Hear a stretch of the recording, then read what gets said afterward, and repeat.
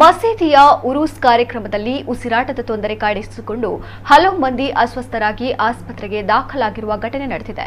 ದಕ್ಷಿಣ ಕನ್ನಡ ಜಿಲ್ಲೆಯ ಪುತ್ತೂರು ಕುಕ್ಕೆ ಸುಬ್ರಹ್ಮಣ್ಯ ರಾಜ್ಯ ಹೆದ್ದಾರಿಯ ಕಡಪ ತಾಲೂಕಿನ ಕಾಣಿಯೂರಿನ ಕೂರತ್ತಂಗಳ್ ಉರೂಸ್ ಕಾರ್ಯಕ್ರಮ ವಿಜೃಂಭಣೆಯಿಂದ ನಡೆದಿದ್ದು, ಕಾರ್ಯಕ್ರಮಕ್ಕೆ ನಿರೀಕ್ಷೆಗೂ ಮೀರಿ ಭಕ್ತರು ಆಗಮಿಸಿದ್ದರು. ಆದರೆ ಆಮ್ಲಜನಕದ ಕೊರತೆ ಕಾಣಿಸಿಕೊಂಡು ಹಲವು ಮಂದಿಗೆ ಉಸಿರಾಟದ ತೊಂದರೆ ಎದುರಾಗಿದೆ.